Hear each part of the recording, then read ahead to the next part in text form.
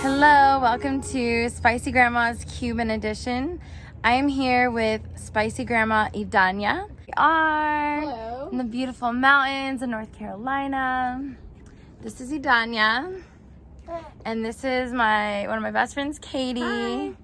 So we just realized we've been friends for 20 years. Yeah, so Katie, of course, Idania's from Cuba, and they were from California. They lived in California for a long time, and then they moved to Asheville area, and so yeah, we've been friends ever since. And today we're cooking Picadillo. Picadillo, yay! And of course, this is baby Valentina. She's hanging out with us. It'll quit raining as soon as I bring my shoes in.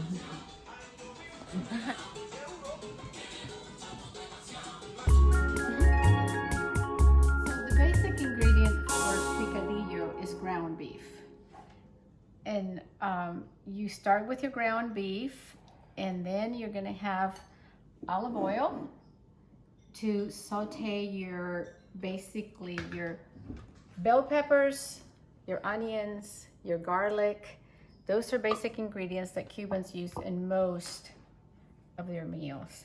I have them ordered because we have to fix the garlic in the mortar. So Yes. you mash it really well, and it disintegrates, and when you're eating, you're not finding lumps of garlic. I see. So then, of course, no Cuban meat is cooked without your cumin.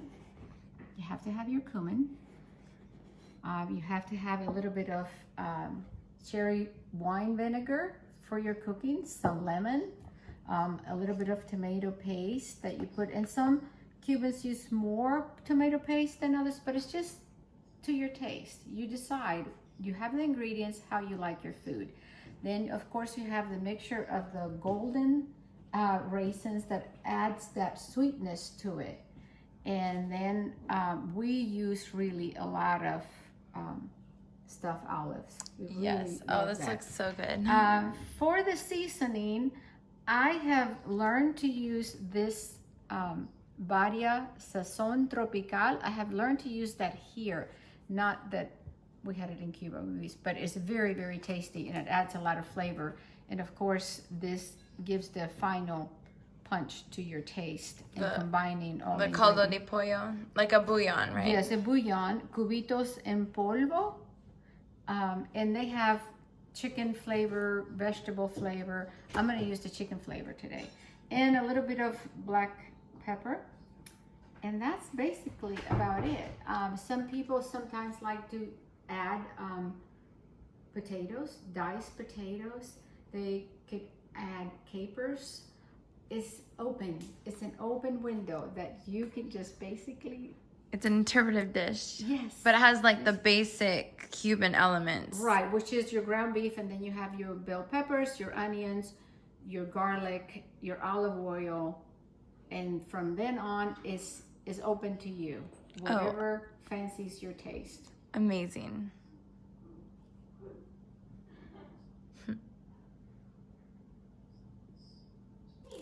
All right, so there's many different ways that people peel their garlic. So you may have easier ways to do it, and that is just fine.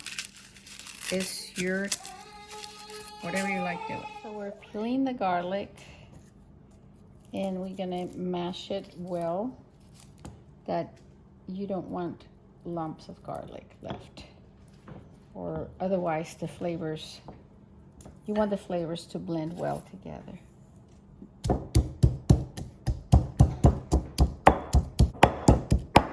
It smells so good. It does.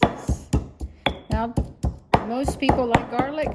If you don't like garlic, you can skip it and just use the onions, and I don't think that you'll sacrifice the taste. But if you like garlic, then you'll know it's there. Right. All right.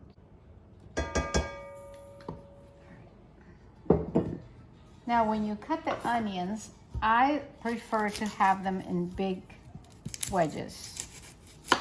And that's up to you. This is what you do.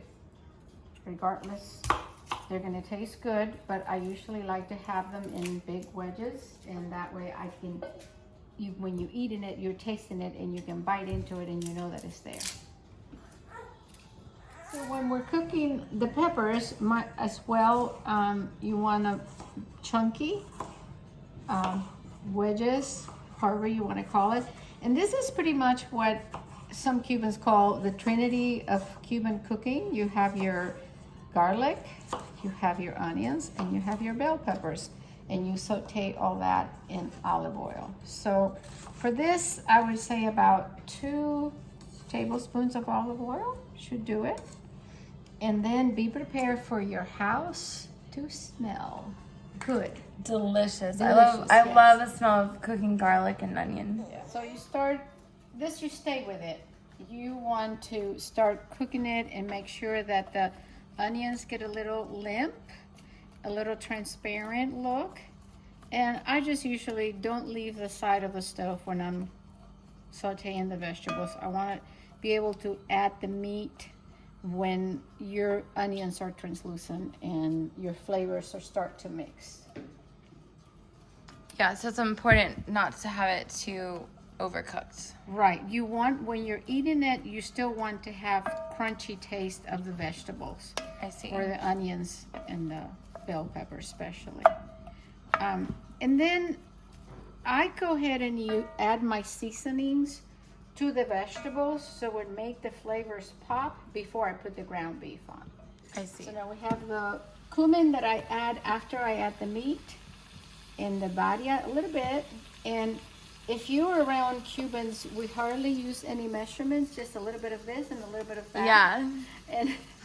And you'll learn what you like. You can start with a teaspoon and then see if you want more flavor or not, but that is basically up to you. I would use a full envelope of the the caldo. The vegetables or the pepper and the onion is a little translucent and a little soft, not too cooked.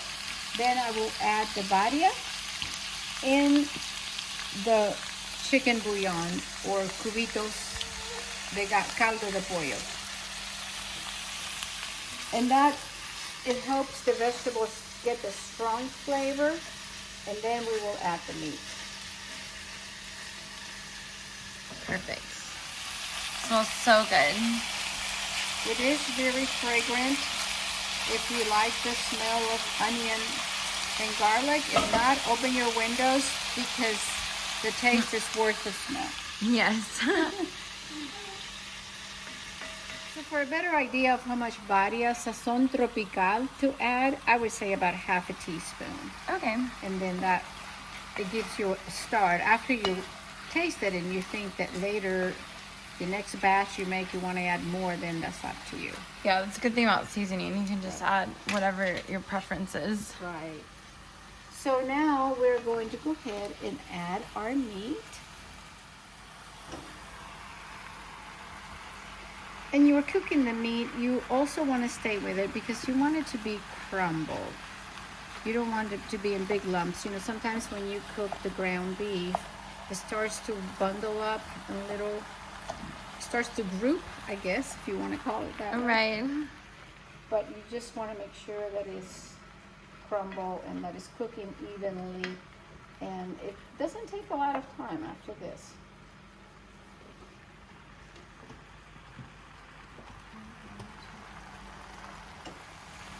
So I guess you take this. That looks great.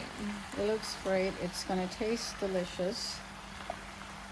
Was Picadillo typically served at a certain time, or is it just It would be dinner, a typical dinner dish, dinner or lunch. I don't holiday think. dish, or You know, Cubans pretty much, you eat a good meal for lunch as well.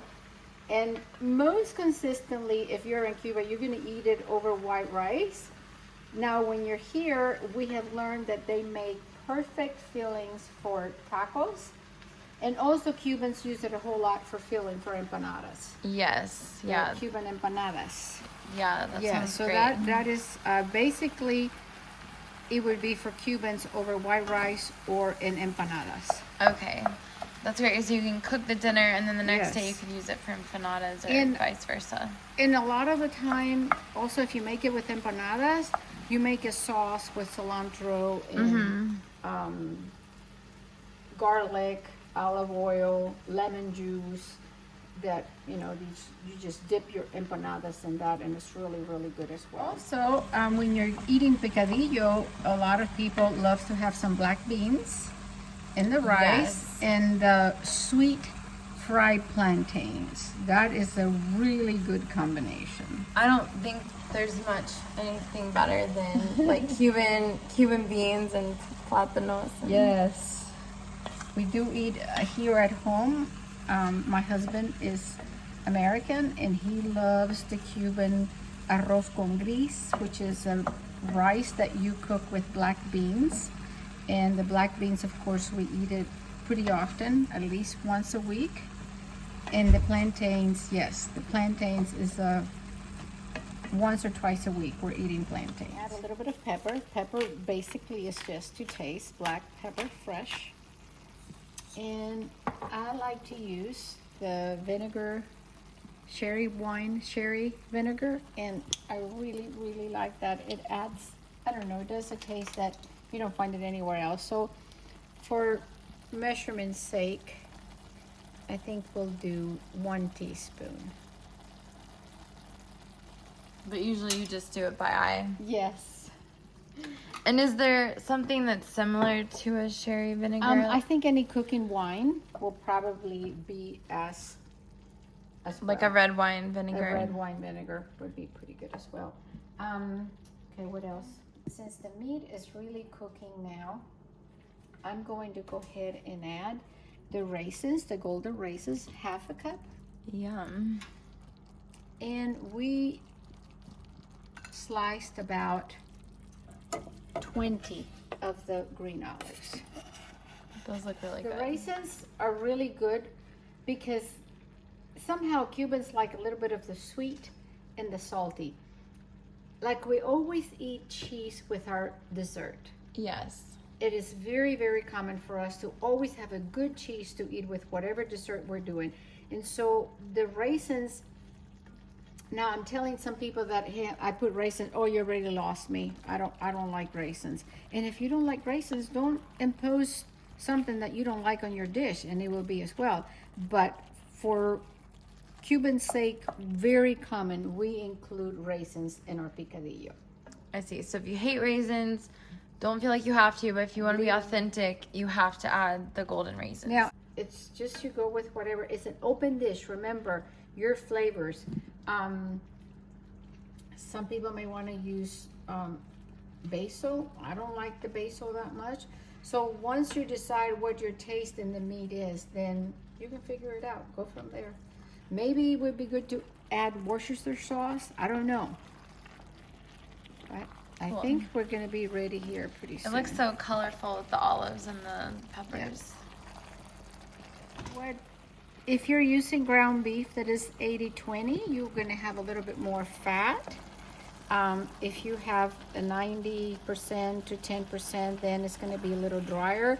So I prefer to use the 80-20 because I want a little bit of fat in the picadillo. Well, it adds a lot of flavor too. It's very flavorful. And if you're gonna eat it over rice, then you want that little bit of fat on the rice. So don't eat it every day, but when you're gonna eat it, enjoy it. So good. Most of the ingredients are things that you have with you most of the time. And I always have the Spanish olives because I use it in a lot of other dishes, and the golden raisins as well, because we use it in granola or oatmeal if I'm cooking. But anyway, it's something that you have around the house. You don't have to make any special trip except get the meat. Right, and most people have onions laying around the house and Yes, as a well, little bit and of garlic. So I'm gonna have Amy have a taste Okay. to see if the meat is cooked, which I believe is totally cooked. Taste it and see what she thinks. Okay, I'm gonna try it. Yeah. That's really good. I love olives, so if you like olives, then you're gonna love this because It gives that salty taste, extra salty taste. And so don't hesitate to skip whatever ingredients you don't like. It still would be a good dish to eat over rice, to make tacos. It keeps frozen very well. You can keep it in the refrigerator 2 or 3 days, freeze whatever you're not going to use. I usually make a bigger batch than this. Okay. Because I like to keep it, and you can freeze it and then take it out the next week and use it for tacos or taco salad or wraps. Yeah. So basically the end product, we have white rice, and you put your picadillo over it and you eat it. It goes well with a salad. It goes well with sweet fried plantains. It goes well with black beans. So there's many options. It really gives you a lot of options for several meals during the week if you want to freeze some. Enjoy. Buen provecho. Can't wait to eat this. Picadillo. That one. Okay. And then put a little bit of rice in the bottom. Rice. Ooh. Arroz.